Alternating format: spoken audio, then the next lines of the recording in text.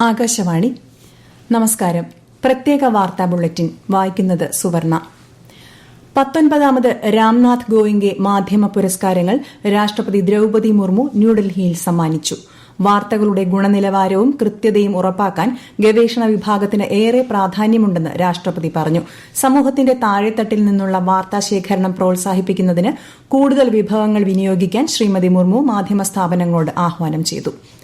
പ്രധാനമന്ത്രി നരേന്ദ്രമോദി ഇന്ന് ന്യൂഡൽഹിയിൽ ബിൽ ആന്റ് മെലിൻഡ ഗേറ്റ്സ് സ്ഥാപകൻ ബിൽ ഗേറ്റ്സുമായി കൂടിക്കാഴ്ച നടത്തി. മെച്ചപ്പെട്ട ഭാവി സൃഷ്ടിക്കുന്നതിന് പ്രാധാന്യം നൽകിക്കൊണ്ട് സാങ്കേതികവിദ്യ, നൂതനാവിഷ്കാരം, സുസ്ഥിരത തുടങ്ങി വിവിധ വിഷയങ്ങൾ ചർച്ച ചെയ്തതായി പ്രധാനമന്ത്രി പറഞ്ഞു. 2047ഓടെ വികസിത് ഭാരതത്തിലേക്കുള്ള യാത്ര, ആരോഗ്യം, കൃഷി, AI തുടങ്ങിയ മേഖലകളിലെ ആവേശകരമായ പുരോഗതി എന്നിവയെക്കുറിച്ച് പ്രധാനമന്ത്രി മോദിയുമായി ചർച്ച നടത്തിയതായി ബിൽ ഗേറ്റ്സ് സമൂഹമാധ്യമത്തിൽ കുറിച്ചു. നേരത്തെ കേന്ദ്രമന്ത്രിമാരായ അശ്വിനി വൈഷ്ണവ്, JP നഡ്ഡ എന്നിവരുമായി ബിൽ ഗേറ്റ്സ് കൂടിക്കാഴ്ച നടത്തി. ചെറിയ തുകയ്ക്കുള്ള ഭീം UPI പണമിടപാടുകൾ പ്രോത്സാഹിപ്പിക്കുന്നതിന് പാരിതോഷിക പദ്ധതി പ്രഖ്യാപിച്ച് കേന്ദ്ര സർക്കാർ. ചെറുകിട കച്ചവടക്കാർക്ക് അധിക ചെലവ് കൂടാതെ UPI സേവനങ്ങൾ ഉറപ്പുവരുത്തുന്ന പദ്ധതി 1500 കോടി രൂപ ചെലവിൽ നടപ്പാക്കാൻ തീരുമാനിച്ചതായി മന്ത്രിസഭാ യോഗ തീരുമാനങ്ങൾ വിശദീകരിച്ചുകൊണ്ട് കേന്ദ്രമന്ത്രി അശ്വിനി വൈഷ്ണവ് പറഞ്ഞു. 2000 രൂപ വരെയുള്ള പണമിടപാടുകളുടെ 0.15% പാരിതോഷികമായി നൽകുക. ന്യൂഡൽഹിയിൽ നടന്ന റെയ്സിന ഡയലോഗിന്റെ ഭാഗമായി വിദേശകാര്യമന്ത്രി S. ജയശങ്കർ വിവിധ രാഷ്ട്ര നേതാക്കളുമായി കൂടിക്കാഴ്ച നടത്തി. ക്യൂബയുടെ ഉപപ്രധാനമന്ത്രി എഡ്വാർഡോ മാർട്ടിനസ് ഡയസുമായി നടത്തിയ കൂടിക്കാഴ്ചയിൽ സഹകരണം, ആരോഗ്യം, പരമ്പരാഗത വൈദ്യശാസ്ത്രം തുടങ്ങിയ വിഷയങ്ങൾ ചർച്ച ചെയ്തതെന്ന് അദ്ദേഹം സമൂഹമാധ്യമത്തിൽ കുറിച്ചു.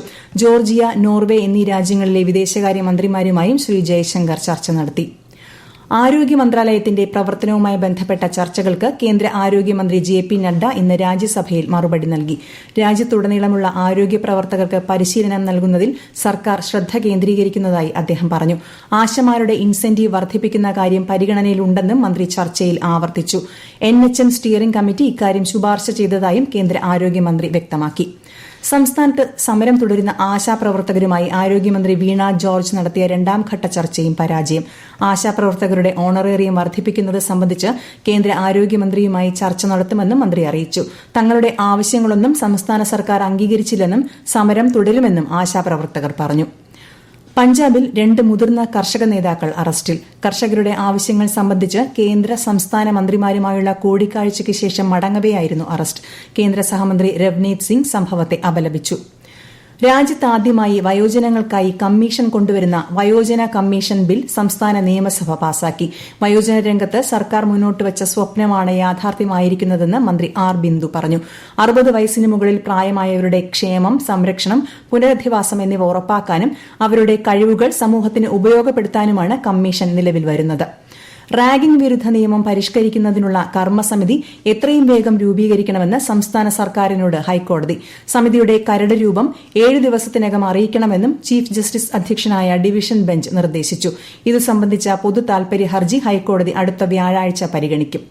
വയനാട് പുനരധിവാസത്തിന് ഏറ്റെടുക്കുന്ന ഭൂമിക്ക് നഷ്ടപരിഹാരം അനുവദിക്കാൻ സംസ്ഥാന മന്ത്രിസഭായോഗം തീരുമാനം. വിഴിഞ്ഞം തുറമുഖത്തെ ബാലരാമപുരം റെയിൽവേ സ്റ്റേഷനുമായി ബന്ധിപ്പിക്കുന്ന ഭൂഗർഭ റെയിൽപാതയുടെ DPRനും മന്ത്രിസഭായോഗം അംഗീകാരം നൽകി.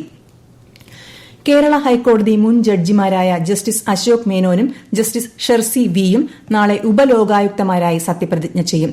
നിയമസഭാ സമുച്ചയത്തിൽ രാവിലെ 11 മണിക്ക് നടക്കുന്ന ചടങ്ങിൽ ലോകായുക്ത ജസ്റ്റിസ് N. അനിൽകുമാർ സത്യവാചകം ചൊല്ലിക്കൊടുക്കും. ഓപ്പറേഷൻ ഡി ഹണ്ടിന്റെ ഭാഗമായി സംസ്ഥാന വ്യാപകമായി ഇന്നലെ നടത്തിയ സ്പെഷ്യൽ ഡ്രൈവിൽ മയക്കുമരുന്ന് വിൽപ്പനയിൽ ഏർപ്പെടുന്നതായി സംശയിക്കുന്ന 2834 പേരെ പരിശോധനയ്ക്ക് വിധേയമാക്കി. 203 കേസുകൾ രജിസ്റ്റർ ചെയ്തു. മീനമാസ പൂജകൾ പൂർത്തിയാക്കി ശബരിമല ക്ഷേത്രനട ഇന്ന് രാത്രി 10-ന് അടയ്ക്കും. 10 നാൾ നീണ്ടുനിൽക്കുന്ന ഉത്സവത്തിനായി ഏപ്രിൽ 1-നാണ് ഇനി നട തുറക്കുക. 2-നാണ് ഉത്സവ കൊടിയേറ്റ്.